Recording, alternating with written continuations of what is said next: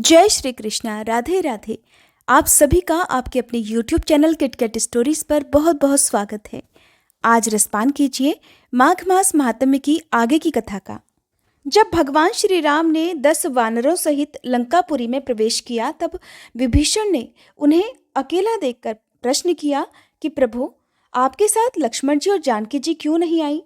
तब श्री रामचंद्र जी ने विभीषण से सब समाचार बताया और उनके हित के लिए इस प्रकार कहने लगे। हे राक्षस राज, इस समय मैं राज्य त्याग कर अपने परम धाम को, जहाँ लक्ष्मण जी गए हैं, शीघ्र ही जाऊंगा। उनके बिना अब इस मर्त्यलोक में 2 घड़ी भी ठहरने का मेरे मन में कोई उत्साह नहीं है। इस समय मैं तुम्हें शिक्षा देने के लिए ही यहाँ उपस्थित हुआ हूँ। तुम शांत चित्त होकर मेरी बात सुनो। ये राज्य लक्ष्मी स्वल्प बुद्धि वाले पुरुषों के मन में मदिरा की तरह मद उत्पन्न कर देती है, इसलिए तुम्हें अपने हृदय में इस मद को स्थान नहीं देना चाहिए। इंद्र आदि संपूर्ण देवताओं का तुम्हें आदर और पूजन करना चाहिए, जिससे तुम्हारा राज्य सदा सुस्थिर रहे और मेरा वचन भी सत्य हो। इसीलिए मैं यहाँ आया हूँ। अगर कोई मनुष्य किसी प्रकार यहाँ आ जाए तो समस्त निशाचरों को प्रसन्न होकर उसका सत्कार ही करना चाहिए। विभीषण, तुम्हें अपने समस्त निशाचरों को मना कर देना चाहिए कि वे मेरे सेतु का उल्लंघन करके भारतवर्ष की भूमि में कदापि न जाएं। तब विभीषण ने कहा, प्रभु, ऐसा ही करूंगा। निस्संदेह आपकी आज्ञा का पालन किया जाएगा। परंतु जब आप मर्त्यलोक को छोड़कर पधार जाते हैं, तब मैं भी यहाँ जीवित नहीं रहूंगा। अतः मुझे भी आप अपने साथ वहीं ले चलिए। श्री राम जी कहने लगे, हे राक्षस राज, मैंने तुम्हें अविनाशी राज्य दिया है, अतः किसी प्रकार मुझे मिथ्यावादी ना करो। मैं यहाँ सेतु में कीर्ति के लिए 3 शिवलिंगों की स्थापना करूंगा।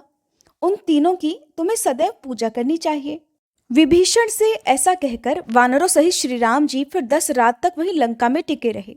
11वें दिन विमान पर बैठकर उन्होंने अपनी पुरी को प्रस्थान किया और विभीषण और वानरों के साथ मार्ग में उतरकर अपने सेतु के आदि, मध्य और अंत में श्रद्धापूर्वक 3 रामेश्वरों की स्थापना की।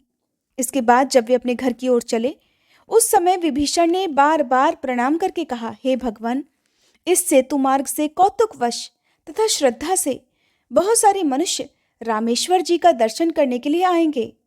राक्षसों की जाति तो अत्यंत क्रूर मानी गई है और मनुष्यों को आते देखकर उनके मन में उसे खा जाने की इच्छा हो जाती है। अतः यदि कोई राक्षस किसी मनुष्य को खा लेगा तो निश्चय ही मेरे द्वारा आपकी आज्ञा का उल्लंघन हो जाएगा। इसलिए हे प्रभु, आप कोई ऐसा उपाय सोचिए जिससे मुझे आज्ञा भंग होने का दोष न लगे। तब विभीषण का ये वचन सुनकर भगवान श्री राम जी कहने लगे, बहुत अच्छा। इसके बाद उन्होंने अपना धनुष चढ़ाया और अपने तीखे बाणों से सेतु के 10 योजन विस्तृत मध्य भाग को खंडित कर दिया, अर्थात अलग कर दिया। इस प्रकार सेतु मार्ग से, अर्थात पुल वाले मार्ग से लंका में जाना असंभव करके उन्होंने वानरों और राक्षसों के साथ अयोध्यापुरी को प्रस्थान किया। तब से लंका भारतवर्ष से अलग हो गई। इस प्रकार अपने नगर को प्रस्थान करते समय मार्ग में आकाश के पथ से जाता हुआ पुष्पक विमान सहसा अचल हो गया। ये देखकर श्री रामचंद्र जी ने हनुमान जी से कहा, हे वायुनंदन, तुम भूमि पर जाकर पता तो लगाओ कि क्या कारण है जिससे पुष्पक विमान आकाश में ही रुक गया। हनुमान जी बहुत अच्छा कहकर शीघ्र ही धरती पर उतरे और पुनः लौटकर भगवान को प्रणाम करके कहने लगे, प्रभु, यह नीचे परम कल्याणमय हाटकेश्वर क्षेत्र है। वहां संसार की सृष्टि करने वाले साक्षात ब्रह्मा जी विद्यमान हैं। यही कारण है कि पुष्पक विमान उन्हें लांघकर आगे नहीं बढ़ता है। हनुमान जी की ये बात सुनकर श्री रघुनाथ जी ने विमान को उस क्षेत्र में उतरने की आज्ञा दी। फिर वे स्वयं विमान से उतरे और समस्त वानरों तथा राक्षसों के साथ उस क्षेत्र में सब ओर घूम घूम कर तीर्थों का दर्शन करने लगे। वहां पर उन्होंने अपने पितामह राजा अज के द्वारा स्थापित की हुई चामुंडा देवी के दर्शन किए और समस्त कामनाओं को पूर्ण करने वाले कुंड में स्नान करके अपने पिता राजा दशरथ द्वारा स्थापित अपने स्वरूप भूत 4 भुजाधारी श्री विष्णु भगवान का दर्शन किया।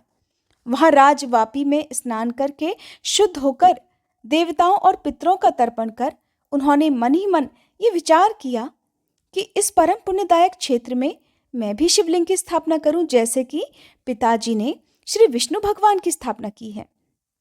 इसके सिवा मेरे प्रिय भाई लक्ष्मण दिव्यलोक में चले गए हैं, अतः उनके नाम से भी एक शिवलिंग की स्थापना मुझे करनी चाहिए। साथ ही अपनी प्रिय पत्नी सीता देवी की और लक्ष्मण जी की भी प्रस्तरमयी अर्थात पत्थर की प्रतिमा इस पवित्र क्षेत्र में स्थापित करूं। ऐसा विचार करके श्री रामचंद्र जी ने 5 मंदिर बनवाए और उन सब में पूर्वोक्त विग्रहों को स्थापित किया। फिर सभी वानरों और राक्षसों ने भी अपने अपने नाम से अलग अलग शिवलिंगों को स्थापित किया। इसके बाद श्रेष्ठ पुष्पक विमान पर बैठकर वे सब के सब अयोध्यापुरी को गए। श्री सूत जी कहते हैं, हे महर्षियों, श्री रामचंद्र जी ने जिस प्रकार उस कल्याणमय तीर्थ में रामेश्वर और लक्ष्मणेश्वर आदि की स्थापना की, वह सब प्रसंग मैंने आप लोगों से कह सुनाया। जो प्रातःकाल उठकर रामेश्वर और लक्ष्मणेश्वर का दर्शन करता है, वह इस तीर्थ में संपूर्ण रामायण के श्रवण से होने वाले फल को प्राप्त कर लेता है। जो अष्टमी और चतुर्दशी को रामेश्वर जी के आगे रामचरित का पाठ करता है, वह अश्वमेध यज्ञ का संपूर्ण फल प्राप्त कर लेता है। श्री सूत जी आगे कहते हैं, हे महर्षियों, पूर्व काल में चमत्कारपुर के भीतर एक श्रेष्ठ ब्राह्मण थे, जिनका जन्म वत्स कुल में हुआ था। उनका नाम चित्रशर्मा था। चित्रशर्मा बड़े यशस्वी थे। एक दिन उनके मन में ये बात पैदा हुई कि मैं पाताल से हाटकेश्वर जी को यहाँ लाकर भक्तिपूर्वक दिन रात उनका पूजन करूं। ऐसा निश्चय करके वे नियम पूर्वक रहते और नियमित भोजन करते हुए बड़ी निष्ठा के साथ कठिन तपस्या करने लगे। लंबे समय तक तपस्या करने के बाद भगवान शंकर एक दिन प्रसन्न हुए और आदर पूर्वक प्रकट होकर बोले, विप्रवर, तुम्हारा जो मनोरथ हो उसके अनुसार वर मांगो। तब चित्रशर्मा बोले, हे देव, आप पाताल से हाटकेश्वर लिंग के रूप में यहाँ पधारिए, बस मुझे यही मनोरथ प्रदान कीजिए। तब भगवान शिव बोले, हे ब्राह्मण, मेरा लिंगमय विग्रह सर्वत्र अचल होता है। तुम हाटक अर्थात स्वर्ण के द्वारा निर्मित दूसरे शिवलिंग की स्थापना करो। वही संसार में हाटकेश्वर के नाम से विख्यात होगा। जो शुक्ल पक्ष की चतुर्दशी को सोमवार के दिन श्रद्धापूर्वक भक्ति युक्त चित्त से उस लिंग की पूजा करेगा, उसे आदि हाटकेश्वर की पूजा से होने वाले कल्याणमय फल की प्राप्ति होगी। ऐसा कहकर भगवान शिव अंतर्ध्यान हो गए। उधर चित्रशर्मा ने भी मनोहर मंदिर का निर्माण करके भक्ति भाव से शास्त्रोक्त विधि के अनुसार उसमें स्वर्णमय लिंग स्थापित किया और फिर उसी की पूजा प्रारंभ कर दी। वहां उस लिंग की तीनों लोकों में ख्याति फैल गई। दूर दूर से लोग आकर उस उत्तम लिंग की पूजा करने लगे। ये देखकर दूसरे ब्राह्मणों ने भी ये विचार किया कि हम लोग भी भगवान सदाशिव को अपनी आराधना द्वारा संतुष्ट करें। शूल पाणी शिव के 68 क्षेत्र बताए गए हैं, जहां ये परमेश्वर तीनों काल में निवास करते हैं। हम सब लोग प्रयास करें तो उन सभी क्षेत्रों का समूह यहाँ आ जाएगा। तदंतर वहां पर जितने भी श्रेष्ठ ब्राह्मण थे, उन सब ने ऐसा सोचकर बड़ी कठिन तपस्या प्रारंभ कर दी। सहस्त्रों वर्ष आराधना करने पर भी जब उन्हें कोई फल प्राप्त नहीं हुआ, तब वे सभी ब्राह्मण क्षुब्ध हो उठे और बोले कि हम बाल्यावस्था से ही भगवान शंकर जी की आराधना करते हुए बूढ़े हो गए, परंतु हमें अब तक परमेश्वर शिव का दर्शन नहीं हुआ, इसलिए हम सब लोगों को अब अग्नि में प्रवेश कर लेना चाहिए। मन में ऐसा निश्चय करके फिर उन सब ने अग्नि प्रज्वलित की और एकाग्रचित्त होकर वे अपने पुत्रों के साथ जैसे ही उस जलती अग्नि में प्रवेश करने लगे, तुरंत ही भगवान शिव ने प्रसन्न होकर उन्हें दर्शन दिए और हंसकर कहने लगे, हे द्विजवरों, ऐसा दुस्साहस ना करो, तुम्हारे मन में जो इच्छा हो उसे मांग लो। फिर सभी ब्राह्मणों ने भगवान शिव को बारंबार प्रणाम करके कहा, हे सुरश्रेष्ठ, आपके जो 68 क्षेत्र परम धन्य कहे जाते हैं और आदि शिवलिंगों की स्थिति के कारण जिन्हें परम पूजनीय माना जाता है, वे सभी क्षेत्र यहाँ प्रतिष्ठित हों। ये सुनकर भगवान शंकर ने सोचा कि मेरे मन में भी सदा यही कार्य करने का विचार होता है कि मैं अपने सभी क्षेत्रों को किसी एक ही स्थान पर एकत्र करूं, क्योंकि कलिकाल बड़ा भयंकर होगा। यहाँ पर भगवान शिव कलयुग के बारे में बता रहे हैं कि कलयुग आने पर पृथ्वी पर जितने तीर्थ और क्षेत्र हैं वो सब नष्ट हो जाएंगे। ऐसा विचार कर भगवान शंकर ने उन सभी ब्राह्मणों से कहा, विप्रवरों, तुम लोग मंदिर बनवाओ और उसमें अपने अपने गोत्र को आगे रखकर उत्तम शिवलिंग स्थापित करो, जिससे उन शिवलिंगों में मैं संक्रमण कर सकूं, अर्थात मैं प्रवेश कर सकूं। तब उन सभी ब्राह्मणों ने हर्ष में भरकर मनोहर भूमि भागों को देखकर वहां कैलाश शिखर के समान उच्च और दिव्य 68 मंदिर बनवाए और उन मंदिरों में तरह तरह के उत्तम शिवलिंगों की स्थापना की और विभिन्न क्षेत्रों में जो जो नाम प्रसिद्ध हैं उनके वही वही नाम रख दिए। इस प्रकार समस्त क्षेत्र और शिव मंदिर वहां सदैव निवास करते हैं। और आप सभी की जानकारी के लिए मैं आपको बता दूं कि रामेश्वरम तीर्थ तमिलनाडु में है। अगर आपको कभी भी ऐसा सौभाग्य प्राप्त हुआ तो आप वहां पर जाकर एक बार दर्शन करके जो भी आपको कथा में वर्णन किया गया है उसके बारे में जरूर पता कीजिएगा। इन्हीं दिव्य 68 मंदिरों के बारे में एक बार देवी पार्वती जी ने भगवान शंकर से पूछा कि हे प्रभु, आप किन किन तीर्थों में किन किन नामों से कीर्तन करने योग्य हैं, ये सब पूर्ण रूप से बताइए।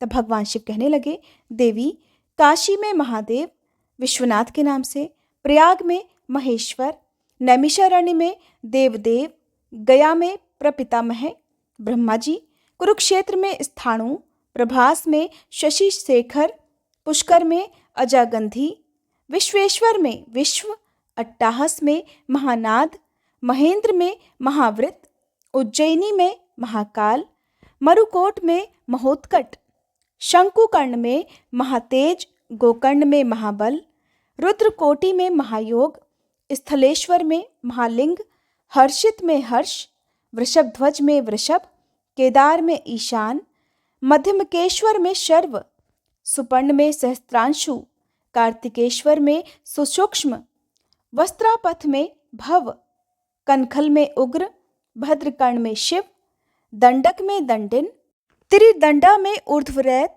क्रमी जांगल में चंडीश, एकाम्र में कृत्तिवास, छागले में कपर्दी, कालिंजर में नीलकंठ, मंडलेश्वर में श्रीकंठ, काश्मीर में विजय, मरुकेश्वर में जयंत, हरिश्चंद्र में हर, पुरुषचंद्र में शंकर, वामेश्वर में जटी, कुक्कुटेश्वर में सौम्य, भस्मगात्र में भूतेश्वर, अमरकंटक में ओंकार, त्रिसंध्या में त्रयंबक, विरजा में त्रिलोचन, अर्केश्वर में दीप्त, नेपाल में पशुपति, दुष्कर्ण में यमलिंग, करवीर में कपाली, जलेश्वर में त्रिशूली, श्रीशैल में त्रिपुरांतक, अयोध्या में नागेश्वर, पाताल में हाटकेश्वर, कारोहण में नकुलीश, देविका में उमापति, भैरव में भैरवाकार, पूर्व सागर में अमर, सप्त गोदावर तीर्थ में भीम, निर्मलेश्वर में स्वयंभू, कर्णिकार में गणाध्यक्ष, कैलाश में गणाधिप, गंगा द्वार में हिम स्थान,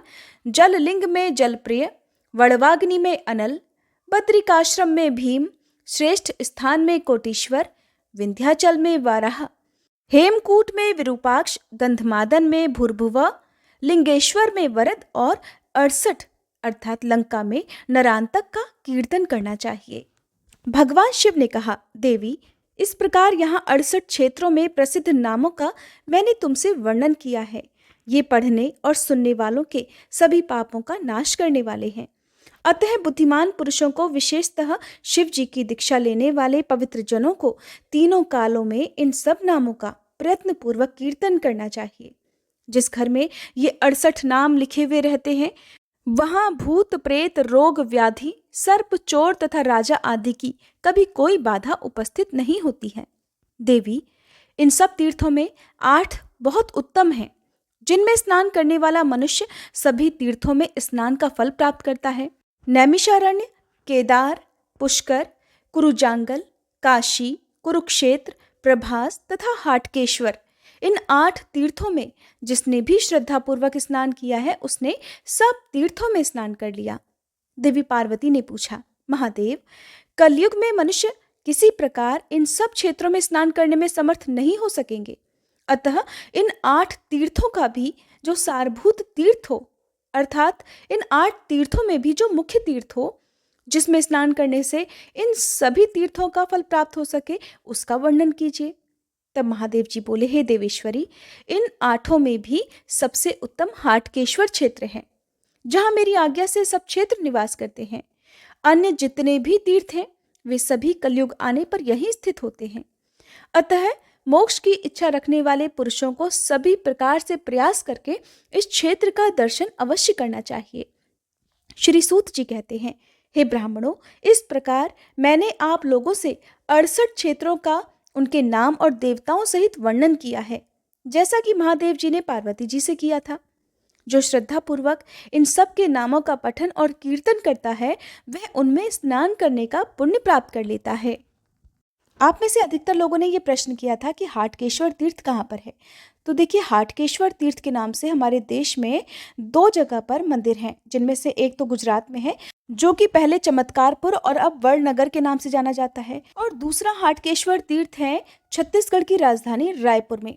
और आज की कथा में जो भी वर्णन किया गया है कि भगवान श्री राम जी ने अपने भाई लक्ष्मण और सीता जी की जो पत्थर की मूर्तियों का निर्माण करके स्थापना की थी, वो वहीं रायपुर में खारून नदी, जो इस समय खारून नदी के नाम से जानी जाती है, वहां पर स्थित है। दरअसल राजधानी रायपुर से केवल 10 किलोमीटर दूर खारून नदी के किनारे पर एक अलौकिक मंदिर है, जहां पर भगवान भोलेनाथ के भक्तों की रोजाना भीड़ लगती है।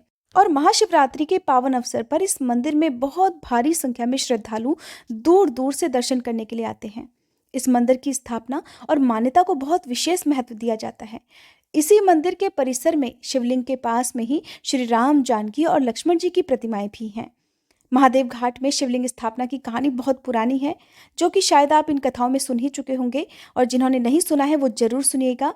खारून नदी के घाट से सीढ़ियां मंदिर के प्रवेश द्वार तक बनाई हुई हैं, और महादेव के भक्त खारून नदी के बाद मंदिर में प्रवेश करते हैं और चढ़ावे के लिए खास तौर पर अखंडित चावल लेकर जाते हैं। जहां पर कई अलग अलग मूर्तियां हैं, वहां भक्त चावल के इन दानों को चढ़ाते हैं। वहीं मंदिर में 500 साल से लगातार कहते हैं कि अखंड धूनी भी चल रही है, और महादेव के भक्त धूनी की भभूत को यानी कि भस्म को हर दिन अपने माथे पर लगाने के लिए अपने घर पर भी लेकर जाते हैं। उम्मीद करती हूँ आज की ये जानकारी आपको पसंद आई होगी। वीडियो अगर अच्छी लगी हो तो प्लीज़ वीडियो को लाइक करके चैनल को सब्सक्राइब अगर नहीं किया हो तो सब्सक्राइब करना मत भूलिएगा। और अगर आपको ये कथाएं बहुत पसंद आती हो तो प्लीज़ अपने जो भी जानकार हैं उन तक इन कथाओं को शेयर ज़रूर कीजिएगा।